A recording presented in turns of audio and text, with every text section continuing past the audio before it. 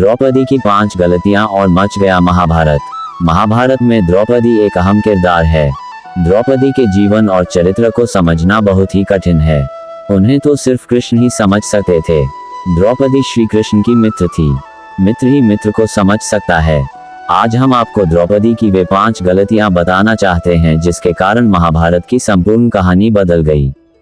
यदि द्रौपदी ये गलतियां नहीं करती तो आज इतिहास कुछ और होता।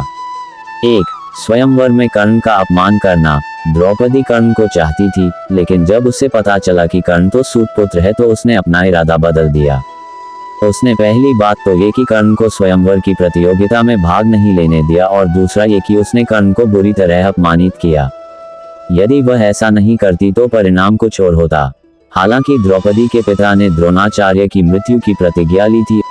2. पांडवों की पत्नी बनना स्वीकार करना। अर्जुन ने स्वयंवर की प्रतियोगिता को जीत लिया था, लेकिन किन्हीं भी परिस्थितियों में द्रौपदी यदि 5 पांडवों की पत्नी बनना स्वीकार नहीं करती तो आज इतिहास कुछ और होता। द्रौपदी कुंती के कहने या स्वयंवर के बाद युधिष्ठिर और वेद व्यास जी के कहने पर 5 से विवाह करना स्वीकार किया था। 3. दुर्योधन का अपमान। द्रौपदी ने ही इंद्रप्रस्थ में युधिष्ठिर के राज्याभिषेक के समय दुर्योधन को कहा था, अंधे का पुत्र भी अंधा।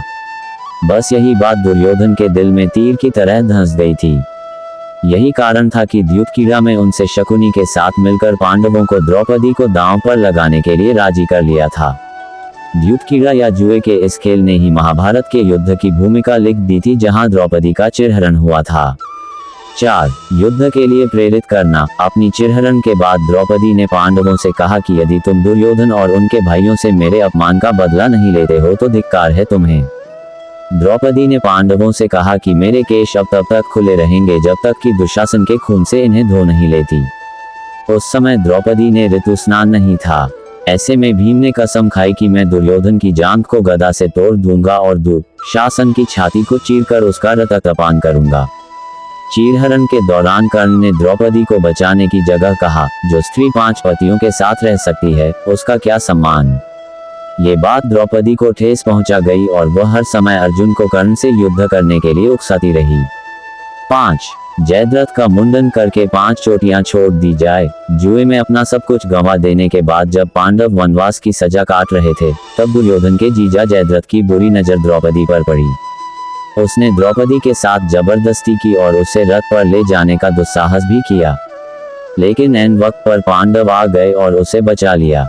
पांडव वहीं पर जयद्रथ का वध करना चाहते थे, लेकिन द्रौपदी ने पांडवों को ऐसा करने से तो रोक दिया, जो कि उसकी बड़ी गलती थी।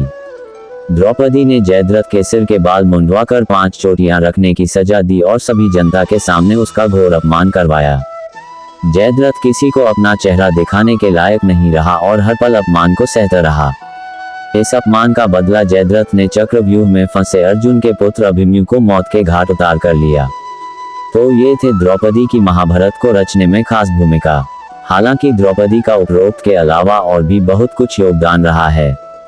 इनमें से ऐसे कई कार्य है जिसके लिए उनकी प्रशंसा की जानी चाहिए। महाभारत युद्ध क्या द्रौपदी की वजह से हुआ था? द्रौपदी कभी भी युद्ध का मुख्य कारण नहीं थी। हालांकि वह अपने अपमान का बदला लेना चाहती थी और उसने अपने पतियों के शांति प्रस्ताव को स्वीकार नहीं किया, लेकिन उसने शांति मिशन को भी नहीं रोका। इसलिए हालांकि उसे शांति का विचार पसंद नहीं था, लेकिन वह अपने पति के निर्णय और धर्म के प्रति सम्मान के प्रतीक के रूप में इसके लिए तैयार थी। मेरी यह जानकारी आपको अच्छी लगी हो तो मेरे चैनल को सब्सक्राइब करें, वीडियो को लाइक करें और कमेंट करें। धन्यवाद। राधे राधे।